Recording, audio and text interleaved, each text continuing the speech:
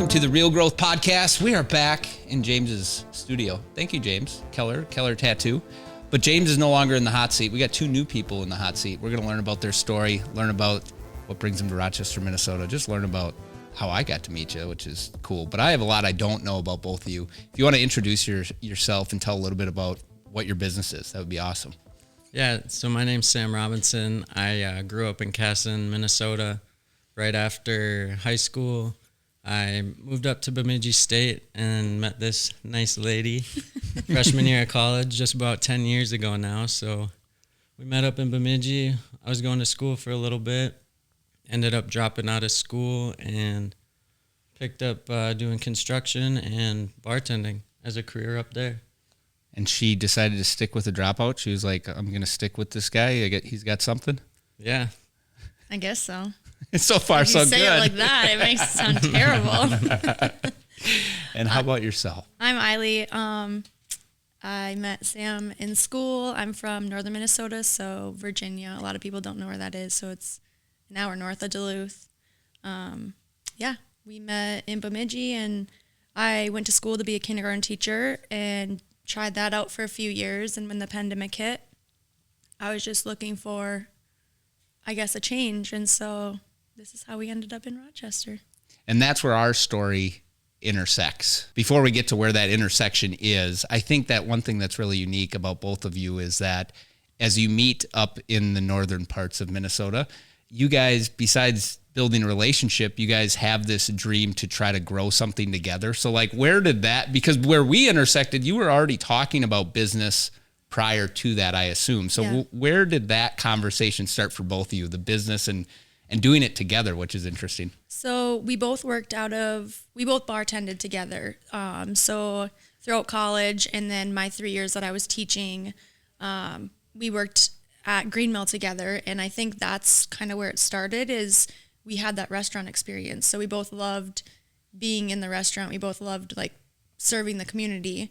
So we had that passion and we knew what we were doing. I mean, we were working at like a high traffic bar. So I think that's where it started, is we were like, why can't we do this on our own? Why can't we do something like this on our own? Yeah, so bartending up in Bemidji, it just really hit me. It hits me in the heart, like just helping the community, serving others, doing something good for the community. And creating relationships. That's like a huge part of why I love doing what I'm doing.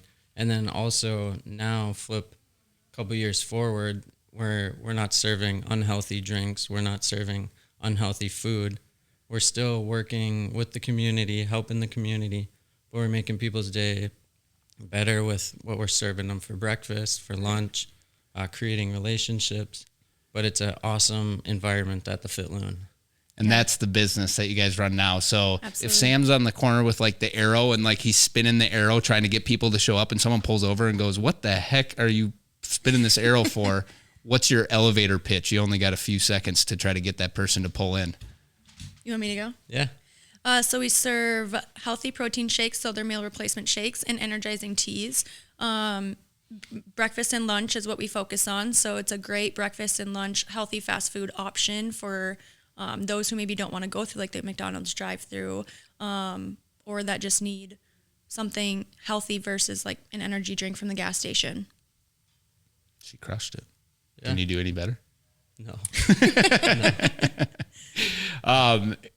One thing that I just remember a little bit briefly about the Green Mill story, like you had your loyal customers. Yeah. Absolutely. So shout out to some of those loyal customers. They'll probably never find this podcast, but if they do, like Steve from Taco Jed, his dad. Mm-hmm. Interesting. He loved the Green Mill. He was our number one fan customer at Green Mill. He still goes there every day. That's awesome. Yeah, I just want to shout out Ron and Carol. This is just time to shout it out. My boy Casey that came in every single day. Yes. Cindy and Terry. Yep. And see, that's what I think is intriguing about how owning your own business connects back to that, is like you can do that same thing in your business now, of that consistent customer that just helps one, you're helping them make their day, but two, they're helping you make your day because it's like you look forward to seeing them so much. Yeah, I love what I do. I love going in every day early in the morning just to see everybody, see what they're doing, what their plans for the week are, how their family's doing. And the best part is, like, typically in the mornings, the people going to work, nobody wants to go to work. You know, especially at 6, 7 in the morning, they're always dragging. But by the time they leave our doors, our main focus is like, okay, you have a great breakfast in your hand, like, have a great day. And like they walk out with a smile versus like how they walk in, you know, because sometimes in the mornings they're just dragging. They don't want to go to work, or they've already had a long week on a Tuesday. So that's what we focus on, is like, how can we get them to be in a better mood when they leave here? And when you had this idea, like the conversations, were you still at Green Mill saying, okay, we're gonna do this business, and like we should get out of here and go find somewhere up there? Or like, how did that come to be, of building this idea of a business? Yeah, so it was in the middle of the pandemic. I was teaching at the time, so I had very limited hours at Green Mill. Sam was, I guess, full-time, but, you know, it was like, okay, we're going to be open for 2 weeks, then we're going to close for 2 weeks. So it was like on and off. And in that time, like, neither of us knew how long the pandemic was going to last, you know? So it was like a big risk, is like, should we just go for it? Is Sam going to have a stable job at Green Mill? You know, like, I had a stable job at the school, but it was just like, is he going to have to find something else if this is going to keep going on? Because obviously living off of like such low income at the time was like very hard for us. So we were like, do we want to make a change and see if it works? And that's kind of where the idea came from, and like where the conversations that we were having in Bemidji were kind of going, you know, is like, what is going to happen for the rest of our lives, you know? So yeah, we're kind of stuck at a point where it's like, should we just stay and see what happens? We like it up here, or should we just take the risk and move to a market that I know is available for and in need of what we wanted to do? So yeah, we took the risk, packed up everything in about 2.5 months. Yeah. Drove it all down here after 6 years up there, and just got to it. Met you. So before we met, were you already living in Rochester at that time? No. So you were just commuting to try to find a location, essentially. Yep. I believe we drove down 2 or 3 times before we moved down. We met with you, I believe. Yeah. And we started talking about commercial locations for the Fit Loon. Yep. And it was about a 6-hour drive. And thankfully, Sam's parents live in Christensen, so thankfully we had somewhere to stay. But yeah, we started looking at locations before we made the move. And then through that journey, was there a point, like, in looking, you're like, this isn't going to happen? Absolutely. Yeah, maybe. Yeah. And what made you feel like it wasn't going to happen? I think right away we were just looking for the perfect place in our mind. And when every time you'd walk in somewhere, you know, there'd just be 1 or 2 things that kind of we didn't like. We were hesitant about. Yeah, we were hesitant about, but eventually we found the best location we could get. And I love your location now. One thing, just being in real estate for many years, like, I could personally, due to experience, see how close it was to Mayo, and I felt like that was a major benefit. But one thing that is tough to sell and convince you on is going through the build-out process, because it was not turnkey, right? And I do remember those conversations, like, you want a place that has the bar, that has the sink, because that's not only saving money, but it's just going to shorten the amount of time until you actually can get open. Because at that point, were you making money doing anything else? I mean, very minimal, probably, right? Yeah. And so, yeah, I remember a lot of the places, like, an expectation that we had was, like, it had to have plumbing. And then little did we know, we signed a lease that didn't have plumbing in there, you know? Like, I think there was a lot of learning in that process of, like, what you picture as the perfect place might not be the perfect place, you know? Because there was a lot of locations that we looked at that had the plumbing, but we just didn't think it was the right location, I guess, you know? And it was also hard because coming to a new city too, we don't really know what was the good location, what wasn't, you know? So that's where we really learned to, like, lean on you, where you were the expert and you knew the city more than we did. Mm-hmm. And I just was with a salon earlier today that we're kind of familiar with. You know them as well. And and it's not just me, it's other people that are in real estate or helping people in business. Like when you get that passion of a space, I had it this morning with this folk. I was like, this is your spot. Like you need to be, and I could feel it at your space because it just, if you do it on science, like the traffic counts are right and the vicinity and all these things, but I couldn't easily explain what the next steps look like because that's not easy to, I can try to, but it's not easy to navigate. So I would love for you guys to shed some light on like how one gets through build out and how one makes it come to what it is today. Patience. Yes. I really had to learn that. I'm like I wouldn't say I'm like a control freak, but I'm like definitely one that likes to be in control of things. And when you're dealing with contractors and you're dealing with a lot of other people involved, it's very hard to be the one in control. So like learning to like let time be in control is like, I'm now a believer of like everything will happen at the right time. And we're learning that at our new location too, is like we thought, boom, we're going to find a contractor and we're going to be up and running by a certain time. And here we are, still not open, So I think that has been our biggest lesson is like, just let time do its thing, You can only control so much. Mm-hmm.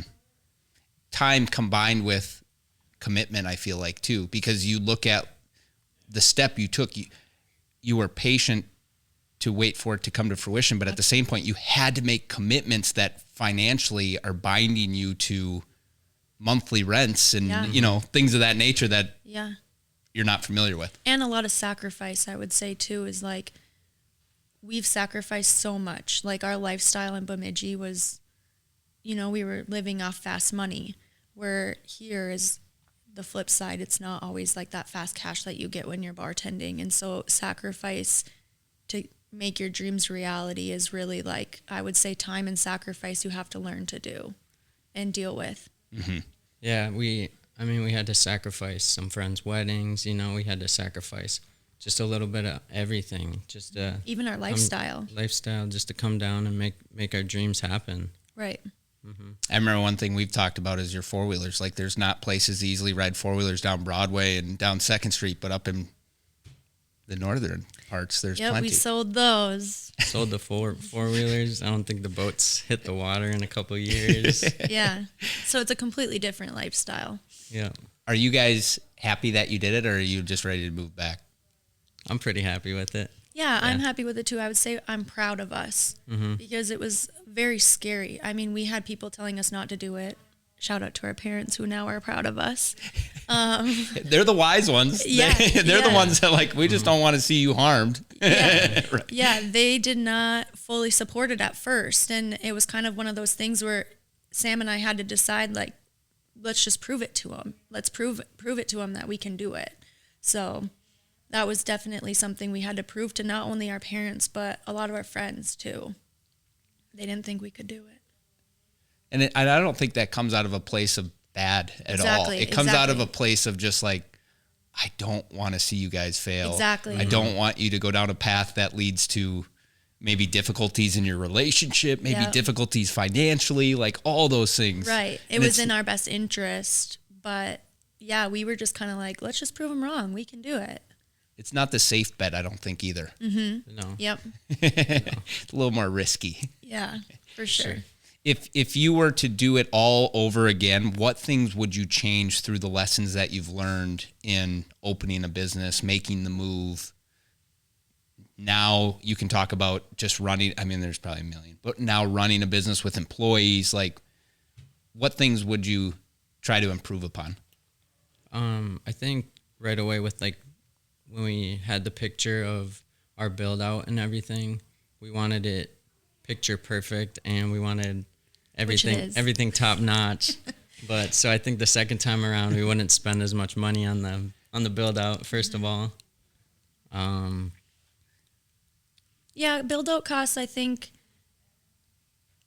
just like coming in with more of like a budget, like that's what we're doing with our second store too, is now we know. I think we would have maybe done a little more research on like what things cost for like this much. I guess going in, we didn't really realize like how much the plumbing was going to cost or how much some of the, like putting in the HVAC system, like we didn't really put that into consideration. So I would say that budgeting it out a little more, and like that's just a lesson learned, you know. I don't really know if I have any regrets, but I definitely like am doing things differently at the new store, or like figuring out, you know, what's more important. And if you look at the experiences you've gained through now running your own shop, like what are some lived experiences you can bring to the table that say, I didn't know that went into it. I didn't realize this. One, working together and owning a shop together. I think we were like so ready, like we bartended for so many years together. We were like, we can do this, but it's a little different when you're the employee, you're the manager, you're the owner, you know what I mean? We have all these different roles in one. So sometimes that is like splitting the work, like who's doing what is a little confusing of like, what's Sam going to do and what am I going to do? Yeah, we both have our certain jobs. Like I'll do the inventory, and then sometimes I'll slip up and we'll run out of cups or something, and then of course Eiley gets on me for that. But I think that's been our biggest lesson, is just learning to work together. So, yeah, just finding each other's strength, I'd say, is one of the biggest things we do. Like Eiley's pretty a genius at like the social media, so she runs our social media. She does an amazing job at that. And I mean, I saw your latest reel though, and you did an amazing job. You he was the star. Yeah. If you haven't seen it, where can they follow you? At the Fit Loon, Facebook and Instagram, super easy to find. And what posts will they find when they go on there? It's a reel of Sam. He's holding a mega tea and he's dancing. He's real good at it. You gotta go check it out. Yeah, he's got good dance skills that we didn't know he had. Yeah. What else is strengths that, or even weaknesses that you find through that journey of business? I think like for us, it's like the Fit Loon is our baby, so we're there all the time. So I think for us, it's like hard for us to like hand that off to like our employees, or maybe let them have more of like a leadership role in that. Is like we're learning that if we let that leadership role, if we give that to our employees, they have a little more passion for being behind the bar, where both of us are just like, no, this is our baby, we want to be here. But we've found, especially the last few weeks, as if we just like let some of that go and let them take over, they actually have a little more passion like we do to be behind the bar. Yeah, also I think with some of like the weaknesses, I would say, since I was a bartender, I always worked like behind the bar, so I'm used to talking to customers. I'm used to people coming in, making relationships. But all the back end stuff, that's a lesson to be learned. Learning all the back end stuff of the business. Yeah, like the budget and the inventory. A lot of people think that we just close our doors right at 2:00, and that's not really the case. You have, inventory, budget. You have cleaning. That's a big thing for us, is like being clean. We want our customers to always come into the Fit Loon and know that like it's clean. I would say that's a big one. You wear every single hat at the end of the day. And that's why I just love like the theme of our podcast being real growth, is like you guys are experiencing it, living it, seeing it. And it's so true when you talk about like being your baby, because you've nurtured it and it's 1 year old. How old is the Fit Loon? Just turned 1 in October. There you go. So it's 1, and it's like, I'm not handing this thing over to anybody. Right. Right? Like, it's my baby. And we're also big on relationships too. So like when we're not there, for example, our customers are like, where are they? What are they doing? Like our customers are so used to seeing our faces, and we appreciate that. Like we are the ones that want that relationship with them too, where they can say like, oh, we know the owners of the Fit Loon, and we hear that all the time, but it's because we're behind the bar and we're the ones creating the relationship with them. So I would say like 90% of our customers, we know them by name now, which is like what we teach to do. It's like you should know who's coming into your business. Mm-hmm. They're supporting you. And then I would say it's even as important to teach that what comes somewhat naturally. I mean, I think it comes naturally for you, especially with your lived experience at Green Mill. Like customer service, getting to know someone, asking them how their day is, being able to continue that conversation the next day, the next week, whenever they come in again. That doesn't come naturally for everybody. So it's putting on that thinking cap of like, how do I teach this? And it's not something that I think is easily taught. No. I think it's watched and learned. You guys probably learned it from others being at the Green Mill. Mm-hmm. So we do this thing, it's called form. And so you talk to them about their family, their occupation, their recreation, and then you always leave them with a message, whether that's like if they're having a bad day. So that's what we teach our employees. And you don't necessarily have to follow like in order, but you should be getting to know them while you're talking to them versus like, what do you want to drink? Okay, see you tomorrow. Or, and that's what customers like, is they want to talk to you about their day or how, sometimes I feel like we're therapists, but that's okay. It honestly makes my day more enjoyable knowing what's going on in the community and being a part of it rather than just, all right, get on, here's your drinks. Yeah. I had one of those experiences lately going through a drive-through, and it was not healthy food. and it was just like, he admits it. Meh. I'm like, okay. I'm not here for a conversation, but okay. Yeah. That's it. Okay. And that's not the culture that we create or we want to have behind the bar, Like, I can't even tell you, Sam has a great memory. So that's one of his strengths, is if we're talking to a customer and they happen to come back 2-3 days later, he will remember that conversation, be like, how was that wedding the other day? And like a lot of people actually respond back like, thank you for asking. Because like people don't take the time to like ask those questions, It's always, just, okay, see ya, thanks for stopping in. So we actually do get a lot of responses like that of like, thanks for asking. And me, I'm like, how'd you remember that? Because I have a terrible memory. But we know you all have it written down. He's like going home like, okay, John's wedding. It's a big whiteboard. Yeah. You get up in the morning, look at it. We're going to take a break for our sponsor. Our sponsor of this week's show is the Fit Loon. So if you haven't been to the Fit Loon, check out this commercial.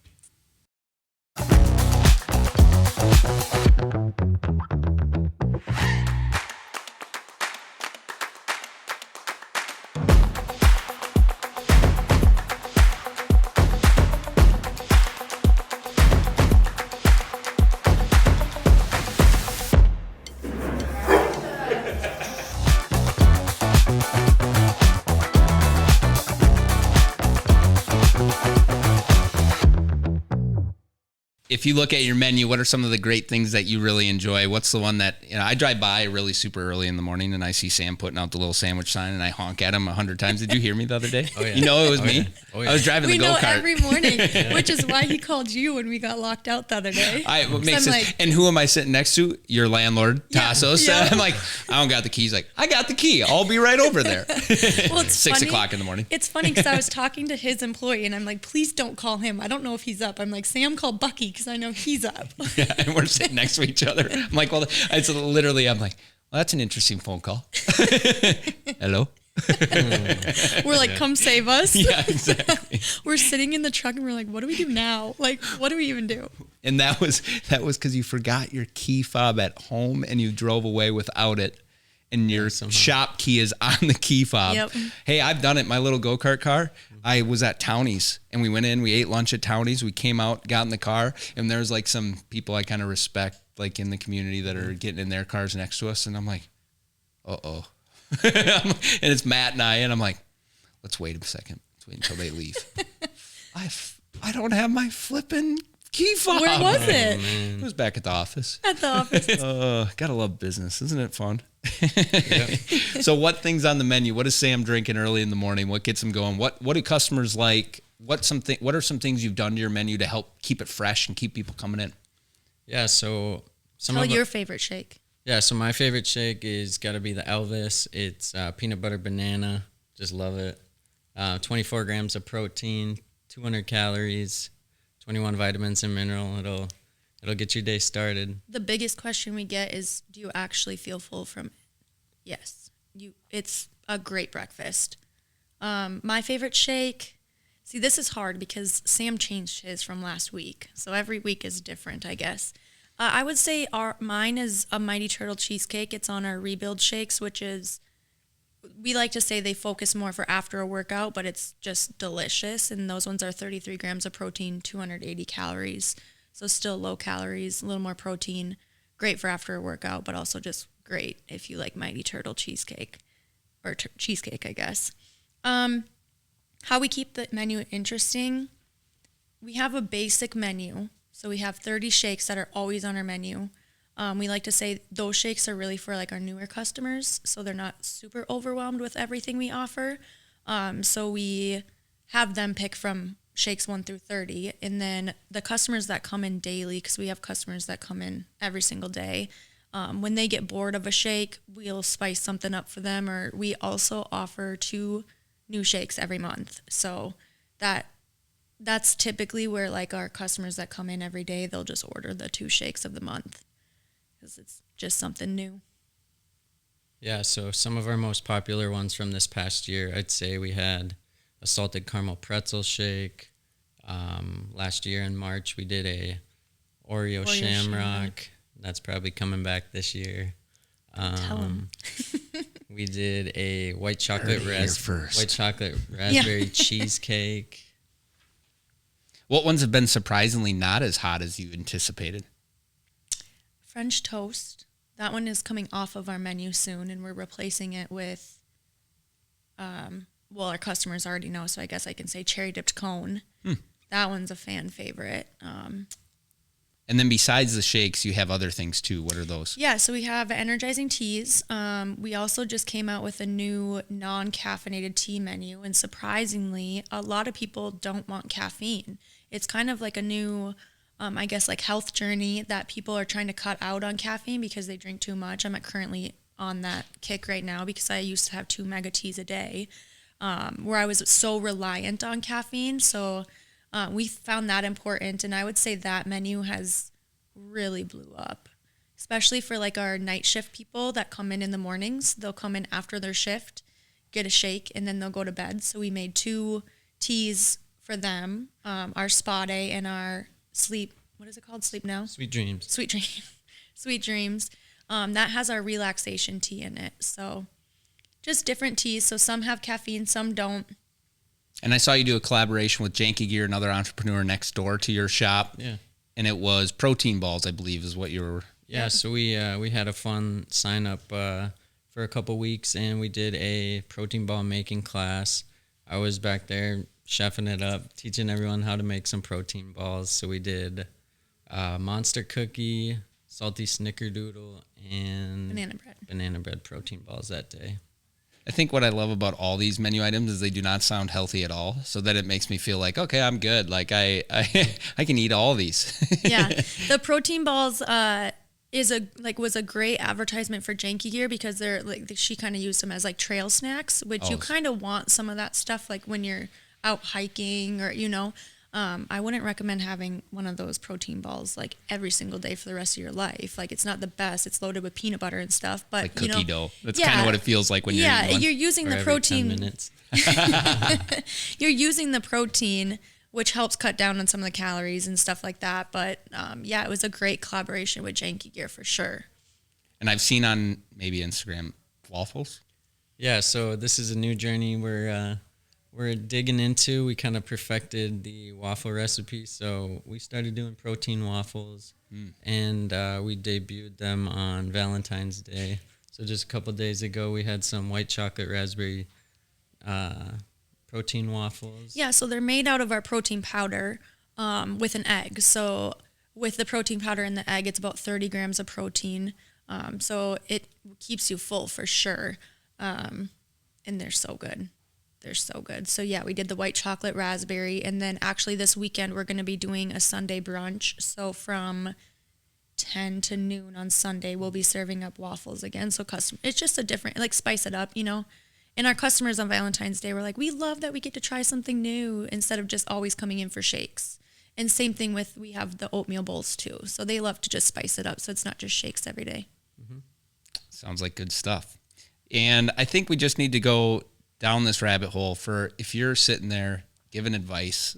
There's a lot of people that are in their job, they're looking to do something, and it could be within the same realm of business that you guys are in, or it could be a completely different business. Like, what are some things that just stand out? How can you help some individuals take that step, or at least explore that step if they're not wanting to take it? What would you share? One of the things I would share is you're going to get a lot of feedback from your family and friends, and I wouldn't take everything to heart. Right. I would just go with your gut, and if you think you can do it, you can do it, because anything's possible if you put your mind to it.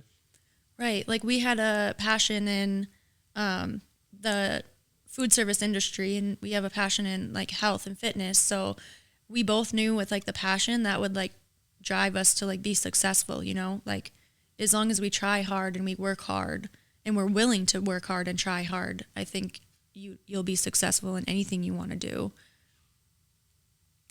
Yeah, you're going to have to sacrifice a little bit. Yep. Time, money, friends. I mean, everything you're going to have to sacrifice. But if it's like really, truly your dream and you want to go for it, then it's going to be all worth it. Living conditions. Living conditions. Yeah. Yep. Did you enjoy living in a multifamily? I know where you live, so it's not the same as a house, is it? Well, first we started off in Sam's parents' basement, Oh, and that was geez. not Yep. ideal. No, so you're Yeah. moving up in the next move. Yeah, and we love his parents, but as we were independent in Bemidji for so many years, Right. it's like it's almost going backwards, you know. And I don't want to say too much on that, but yeah. I mean, you're going downwards, literally in the basement. Yes, exactly. Yeah. So that was difficult too. It was just like, I mean, it was like a family setting, you know, which we were not used to. And then our next location after that was even more difficult because we've never lived in an apartment before. So when we moved out of Sam's parents' basement, we moved into an apartment. And I would say like that is the sacrifice we're talking about, is like, you're not proud to say, oh yeah, I live in my parents' basement. And I'm building out my dream. Yeah, exactly. You're not. Sure you are. Yeah. You drop out. I'm going to start calling you drop out. I didn't go to college, so at least you tried, man. So I would say like that is like a majority of like the sacrifice that you do is like, yeah, your living conditions, for sure. And I think one thing that would be great to give advice towards, because I know we jive in this conversation, marketing. Like, how have you seen the internet impact your small business? And what are some ways that you can just share that others need to be doing it? I think the biggest thing is like a clean look. Like sometimes when you're a small business, you just want to get all this content out there instead of taking that time of like making it clean. So when somebody goes to your social media page, are they going to be overwhelmed with maybe say like posters? People want to see what your business is. And so instead of seeing posters with words all over it on your social media, like maybe showcase more of what you have to offer. So when they go there, they're not like, oh my gosh, there's so many words screaming at me. Like, you know, like letting your product do the talking. I think that's what I've learned the most of is like when somebody comes to my page, do they know what I offer or do they know about all the events I'm doing? You know? Yeah, I'd say it's what we will offer, kind of who you're going to see when you come into the business, because Right. if you don't know what you're walking into, it is super overwhelming. So Right. we like to post pictures of us, pictures of our employees, kind of all our different shakes and teas. You have a furry friend, I think, that shows up once in a while, guest post. Yeah, we Yeah. have a furry friend on a post here or there. He likes to hang out with us. Everyone loves dogs, so we got to showcase Ridge a little bit. Yeah. And how has it impacted your business in a way where people have found you first online and then Yeah. they say something when they come in? When have you seen that? A lot actually is whenever somebody's new in the bit that come in, we know they're new. And so we always say like, how'd you hear about us? And it's always social media. So when we first opened, we actually offered $1 off on whatever they purchased if they posted on social media about us. And so they're saving money and it's kind of like our advertisement in a way. So we're paying them to advertise for us. It hits a lot of different circle of influences. Now we don't offer that all the time. We did that, I don't know, for probably the first 6 or 7, 8 months. And that was wonderful. Like that worked great. And they're going to post either way, you know, they're going to post their cute drink or their cute sticker. So it's like, why not incentivize them to like keep doing it for us. And so that was like how a lot of people come in and just say, oh, my friend posted about you. So that helped us a ton. Are you having conversations in the direct message? Do people message you and ask you things about products? Do you see that happen? Yeah, absolutely. Yeah. People who haven't heard of us will ask us like, do you have nutrition facts on your shakes, or are these healthy, or, you know? And so I do a lot of that response, and we're always happy to answer any of those questions. I would say we get less and less of them now. Like, once people know. yeah. Kind of. Yep. For sure. And I try to showcase that in like some of my posts of like a lot of the questions I get in my inbox. I try to put that in the caption to like answer, you know, because a lot of people are like, what's the difference between an ultimate tea and a mega tea, or what's the difference between a regular shake and a rebuild shake? Or Do you think you could have built what you have thus far for customers without social media? no. That's fascinating to me. I think you could have. I just think that because you've embedded it into... I would say not as fast. Yeah, that's fair. And I think that if there's not a business doing it the way that you feel it can be done, and you find a way to do it that connects people to your brand, the exponential growth is fascinating of how fast it can grow. And there's no cap, right? And you have to think of like your social media as like think of it. What I like to do is like, I like to think of like, whose page do I watch on my personal? Like, what are they doing that I like?